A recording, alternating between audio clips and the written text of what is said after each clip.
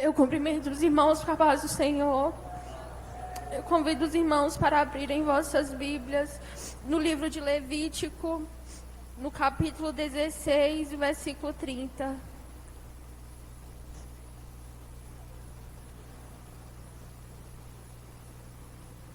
Levítico 16 e 30.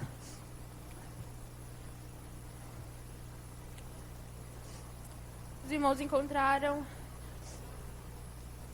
Vai dizer: porque naquele dia se fará expiação por vós, para purificar-vos. Assim sereis purificados de todos os vossos pecados perante o Senhor.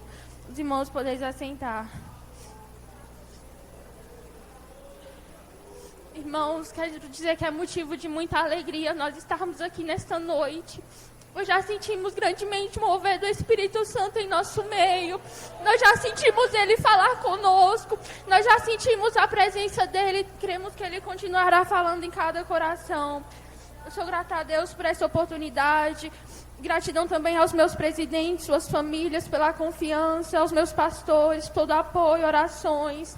Ao conjunto de mocidade. Que Deus abençoe cada um de vocês, a igreja. Que Deus abençoe a todos de forma geral. Irmão, esse versículo que nós lemos neste momento, ele se encontra no livro de Levítico. E o livro de Levítico, ele recebeu esse nome porque ele se trata da tribo de Levi.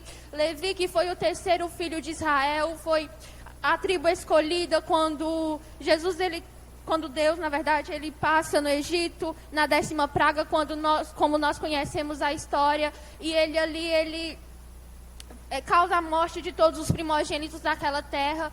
Deus, então, ele vai dizer que todo o primogênito da tribo do povo de Israel, todo que abrisse a madre de sua mãe seria do Senhor. E ali, então, ele toma a tribo de Levi, representando os primogênitos. E a tribo de Levi, então, foi escolhida. Moisés, como nós sabemos, é descendente de Levi. Arão é descendente de Levi. E esse livro, ele vai tratar acerca das leis do Senhor. E alguns vão dizer que Levítico é um dos livros do Velho Testamento que mais se relaciona com o Novo. É um livro que alguns dizem também que é a chave do Novo Testamento. E nele é o livro litúrgico dos Hebreus, o livro do culto. E nesse livro, Moisés, que é o libertador do povo de Israel, ele vai escrever sobre as leis do Senhor. Ele vai escrever sobre as ofertas que aquele povo deveria ofertar, sobre os sacrifícios que eles deveriam fazer. E como nós sabemos, Israel foi uma nação escolhida por Deus. Não é de hoje, não é de agora. Desde muito tempo Israel é um povo escolhido. E Moisés, ele era um homem íntegro que foi escolhido por Deus para levar aquele povo em direção a Canaã. E a terra que mana leite e mel, a qual Deus havia prometido aos patriarcas Abraão, Isaque e Jacó. E Deus também havia prometido que deles faria uma grande nação. Como nós conhecemos a história, quando José era governador do Egito. Deus, então, acontece tudo aquilo que nós conhecemos. E Jacó desce ao Egito juntamente com cerca de 70 almas. E ali aquela nação se multiplica abundantemente, eles crescem muito. E nós sabemos que aquela geração morre, um novo faraó toma o posto. E ele então já não havia conhecido a José, não havia conhecido os seus antepassados. E ele então vai tomar aquele povo como seus escravos, vai fazer deles escravos seus. E Israel passa cerca de 400 anos na terra de servidão, servindo aos egípcios. E nós sabemos que Deus sempre teve Israel como um povo escolhido seu, um povo separado. Assim como ele vai dizer lá para Moisés, para dizer ao povo em Êxodo, no capítulo 19, versículos 5 e 6, que se eles ouvissem a voz do Senhor, que se eles guardassem a aliança do Senhor, se eles guardassem os estatutos do Senhor, eles seriam propriedade peculiar dentre todos os povos da terra. Eles eram povo escolhido, Deus os teria como reino sacerdotal e povo separado dentre toda a terra, porque toda a terra é do Senhor. E Moisés, ele foi um homem inspirado por Deus. Moisés, então, vai guiar aquele povo durante os 40 anos, como nós conhecemos, em direção a Canaã. Moisés, então, ele vai escrever em seus livros diversas leis que regeriam aquele povo, como ele escreve também os 10 mandamentos, como nós conhecemos. E ele então vai escrever sobre os holocaustos, sobre as ofertas que aquele povo deveria ofertar, como a oferta de manjares, a oferta de paz, que é também ação de graças, os sacrifícios pelos pecados do povo, do sacerdote, dos príncipes. E no capítulo 16, que é o capítulo que nós lemos, Moisés vai escrever acerca do dia da expiação. E o dia da expiação, ele era um dia separado. Era um dia diferente de todos os outros dias para o povo de Israel. Era o dia onde o sumo sacerdote, Arão, ele entrava no Santíssimo Lugar e ali oferecia um sacrifício para expiar os pecados daquele povo. Era um dia completamente diferente dos outros, era considerado o sábado dos sábados. E ali era um dia em que era tido como o dia que remiria os pecados daquele povo, os pecados que por um acaso o outro tivesse passado batido, tivessem ficado para trás, nesse dia eles eram remidos. E esse ritual era celebrado diferente das outras festas que ocorriam com aquele povo. Esse ritual, esse dia era um dia muito triste para a nação de Israel, porque eles lembravam dos pecados cometidos, e como nós sabemos, o pecado gera tristeza no povo que é santo, o pecado gera tristeza no povo escolhido, e eles só sentiam alegria em seus corações quando passavam aquele dia, quando passava o dia da expiação, porque eles sabiam que tinham tido pecados perdoados, e é isso que alegra os nossos corações, é quando lembramos que temos nossos pecados perdoados em Jesus Cristo. E aquele dia era um dia único para a nação de Israel, e somente neste dia, como eu já disse, o sumo sacerdote era permitido entrar no Santo dos Santos, no lugar santíssimo. E uma coisa que me chama a atenção é que o sumo sacerdote, ele não podia entrar naquele lugar de qualquer maneira. Ele tinha as vestes purificadas, ele tinha vestes separadas para aquela ocasião, ele tinha vestes puras, vestes santas. E nós aqui aprendemos que para entrar no céu, para entrar no Santo dos Santos, nós precisamos ter vestes lavadas e remidas no sangue de Jesus. Nós precisamos ter vestes santas, não é de qualquer maneira que nós chegamos lá. E naquele dia, então, havia alguns animais que eram sacrificados.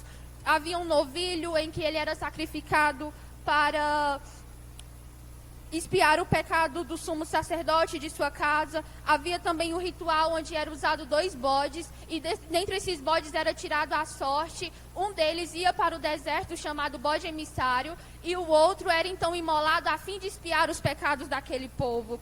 E após haver esse processo de expiação, era oferecido um carneiro como holocausto para a consagração daquele povo. Aqui nos mostra que não é suficiente só termos pecados perdoados se nós não tivermos vidas consagradas ao Senhor. Não é suficiente nós termos pecados perdoados se nós não procuramos dia após dia santificarmos e consagrarmos ao Senhor nossas vidas.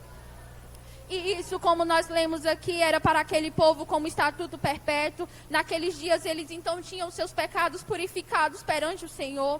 E conosco não foi diferente. Em um dos versículos mais lindos da Bíblia, em João 3,16, João vai escrever que Deus amou o mundo de tal maneira que deu seu Filho unigênito para que todo aquele que nele crê não pereça, mas tenha a vida eterna. Assim como naquele dia, aquele animal era oferecido, era imolado a fim de expiar os pecados daquele povo. Jesus, com amor muito profundo, ele foi oferecido em sacrifício pela minha e pela sua vida. Ele foi imolado a fim de expiar os nossos pecados. Ele foi morto, não porque nós merecemos, mas porque a misericórdia dele nos alcançou. Mas porque a misericórdia dele tem nos alcançado dia após dia. Aleluia.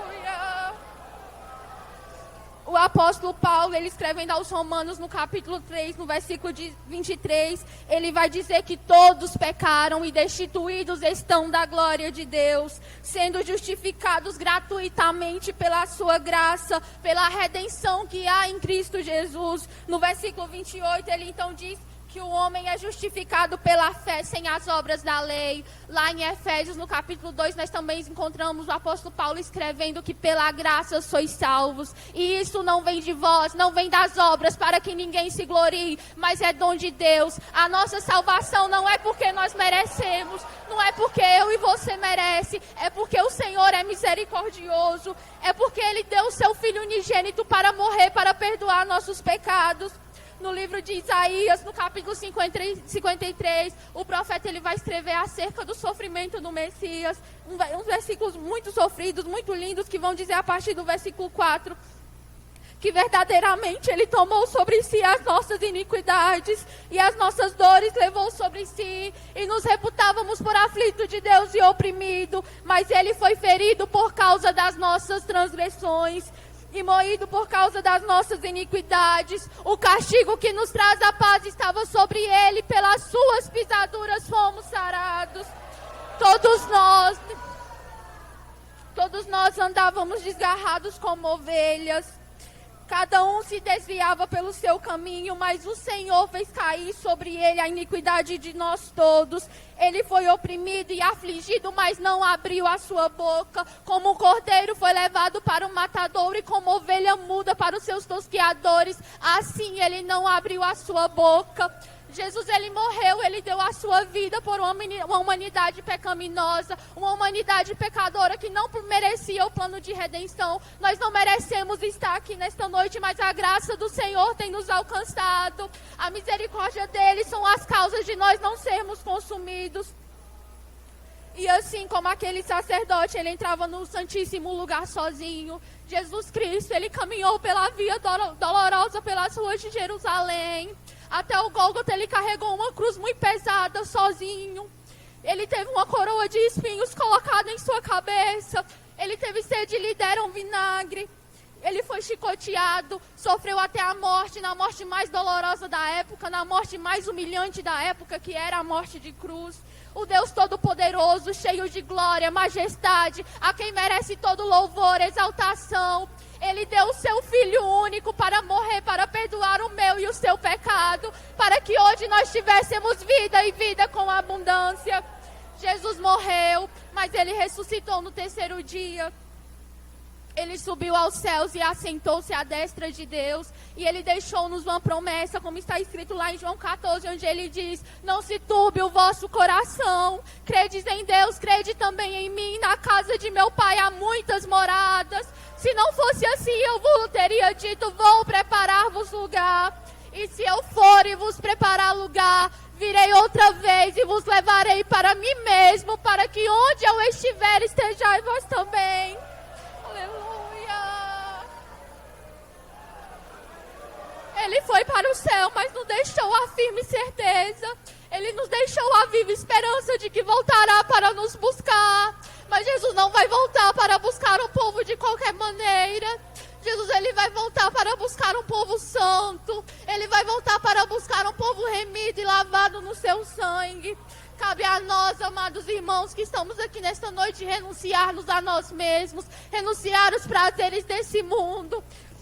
Porque como está escrito lá em Colossenses 3, portanto, se já ressuscitastes com Cristo, buscai as coisas que são de cima, onde Cristo está assentado à destra de Deus. Pensai nas coisas que são de cima e não nas que são da terra, porque já estáis mortos e a vida está escondida em Cristo Jesus. Que nós venhamos pensar nas coisas que são de cima, que nós abandonemos os prazeres desse mundo, que coloquemos em nossos corações o desejo de sermos cada dia mais fiéis, mais crentes, de humilharmos a nós mesmos e buscarmos o Senhor Jesus, pois sabemos que Ele está para voltar. E enquanto Ele não volta, Jesus é tão amoroso, que Ele deu o seu Filho para morrer por nós. Ele levou o seu Filho subiu ao céu, mas Ele ainda assim enviou o Espírito Santo, que é o Consolador de nossas almas, que é quem intercede por nós com gemidos inexprimíveis, é quem tem feito presente neste lugar, nesta noite.